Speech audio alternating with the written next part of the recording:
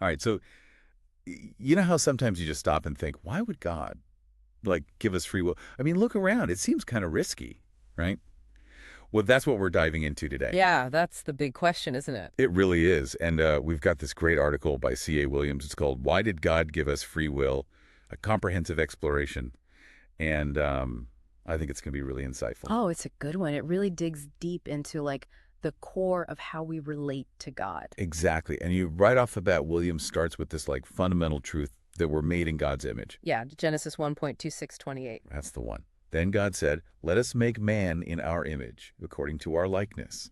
Let them have dominion over the fish of the sea, over the birds of the air, and over the cattle, over all the earth, and over every creeping thing that creeps on the earth. It's not just like we look like him, but that we inherit some of his like essential qualities. That's the key, right? Dominion, the ability to rule, to choose, just like, God himself. Oh, so we're not puppets on strings, That's right? right. We're not like pre-programmed. Exactly. We have genuine agency, in our relationship with God. So that leads to like another thought-provoking point that Williams makes about dominion itself. Mm. Like, think about Adam. Okay. God gave him authority over the earth, but he didn't like force it on him. Interesting. Adam could have said no. He had the choice to accept or reject that responsibility. Oh, wow. So choice was there from the very beginning. Right. It wasn't just about like following orders blindly. It was woven into the fabric of creation. Okay, so then that brings us to the story of Adam and Eve. Yeah, which, is often seen as just a test of obedience. Right.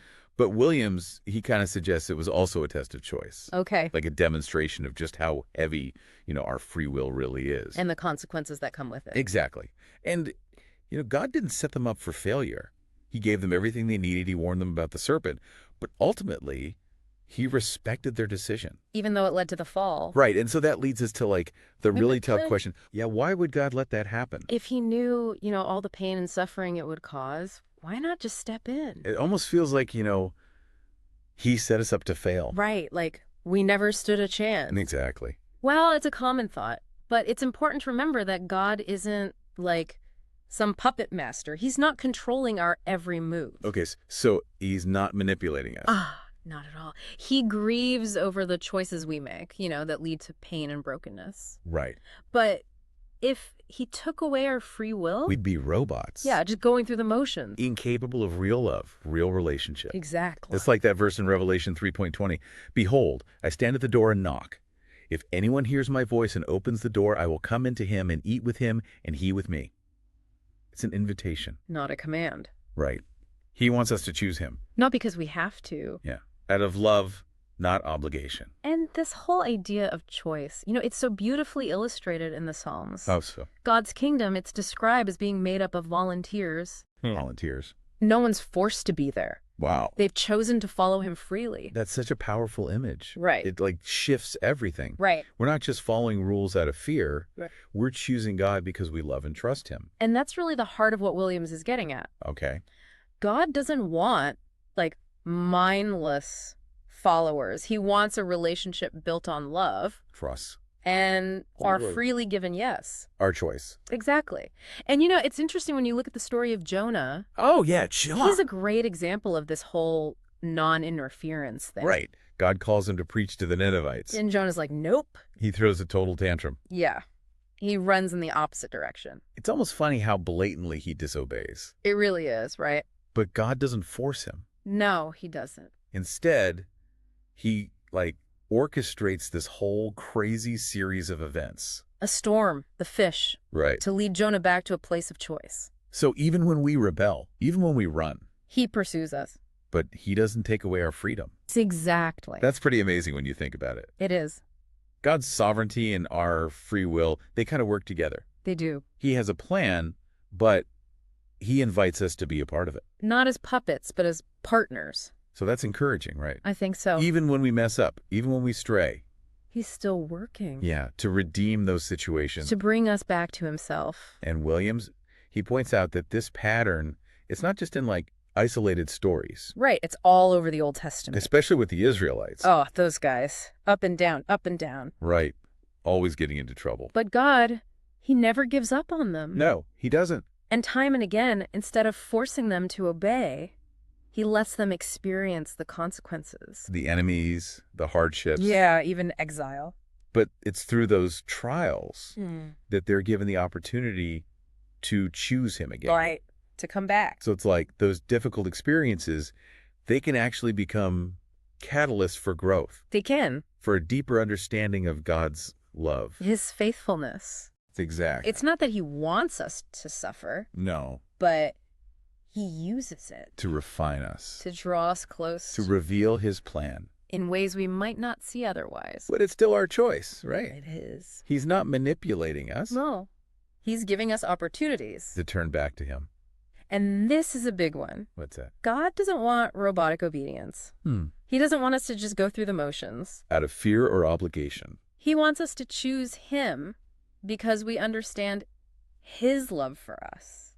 It's like choosing to marry someone out of love, Yes. not an arranged marriage. It's a completely different foundation. Totally. And that kind of love. The kind that's freely given. Unconditional. That's what God desires from us. And it's only possible because of free will. Okay, but wouldn't it be easier if we were just programmed to obey?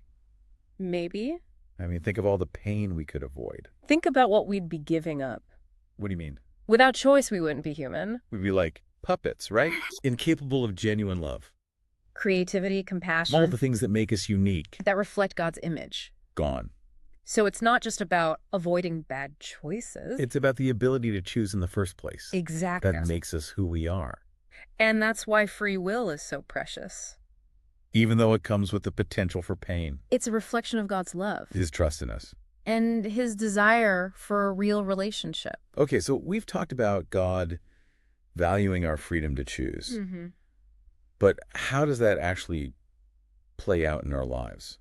I mean, it's one thing to talk about Adam and Eve. Or Jonah? Right. But what about the choices we face every day? That's the real question, isn't it? It is. How does this apply to us? Right here, right now. And that brings us to the heart of what it means to live in this tension. Between God's sovereignty and our free will. Yes. So it's in those everyday choices Yeah. that we're really exercising our freedom. Exactly. So it's not just about the big decisions. No. It's about every little choice we make. All day long. Wow. Think about it. Right. Do you react with patience Or anger. when someone cuts you off in traffic? Do you gossip about a coworker? Or offer encouragement? Do you spend your money selfishly? Or use it to help others? All these little things, They matter. they're all opportunities. To align ourselves with God's will. Or to go our own way. It's a constant invitation. To participate in this dance. Yeah. Between our will and God's. To seek his guidance. To surrender our desires to his purposes. But how do we know what his will is in those everyday moments? Yeah. It's not like we have a burning bush telling us what to do. That's where our relationship with God becomes so important. Okay. Through prayer, through scripture. Through listening to the Holy Spirit. Yes, we begin to discern his will more clearly. So it's about cultivating that intimacy That sensitivity to his voice. so we can make choices that are pleasing to him. It's a lifelong journey. A process of growing closer. Learning to trust his guidance more and more. It sounds beautiful, It is. but also challenging There will be times when we mess up. when we make the wrong choice. That's where God's grace comes in. His mercy. He knows we're not perfect. He doesn't expect us to be, He loves us unconditionally. and he's always ready to forgive. Always. So even when we make bad choices, Even then, his love remains constant he's always waiting. for us to turn back to him. That's what makes free will so profound. It's not just about having the ability to choose It's about understanding God's love his forgiveness. that undergirds those choices. He's not waiting to punish us. No, he's inviting us to walk with him in freedom, to learn from our mistakes. So that kind of brings us back to the big question, right? Yeah. Why give us free will in the first place? Indeed. It just seems so, I don't know. Risky. Yeah. Like, why not just create a world where everyone always chooses good, Wouldn't that be nice? right? No pain, no suffering, just peace and harmony. It's tempting to think that way. Yeah. But imagine, right? Yeah. A world where love is forced, Where every act of kindness is pre-programmed. where there's no room for creativity, for innovation. I guess that wouldn't really be a reflection of God's heart, would it? Not really. Not the God we know. No. Be kind of like, A garden. yeah, with all these beautiful No, flowers. they're all fake. Yeah. plastic, No fragrance. no real growth. And that's the beauty of free will. Okay. It allows for genuine love, Mhm. genuine sacrifice. Real creativity. It's what gives our choices meaning. Our relationships, our lives. They become a reflection of God's image. So the potential for suffering, it's like the price we pay. In a way, yeah. For the ability to truly love. To truly choose. To experience life in all its fullness. And I think understanding that, it changes how we see God. How so? It makes us appreciate His trust in us. Even though he knew what it could cost. Exact. It really speaks volumes about his love. His willingness to walk with us. Through the mess. Through the hard parts. Absolutely. And Williams, he ends his article with this really thought-provoking question. Oh, yeah? What's that? How does recognizing God's respect for your free will change the way you approach your relationship with Him and the decisions you make in your life? It's a good one. It is, isn't it? Makes you really stop and think. For me, it's about intentionality. Okay. Knowing that every choice matters to God Even the small ones. makes me want to be more thoughtful, More prayerful. really seeking His will. Not just going through the motions. Oh.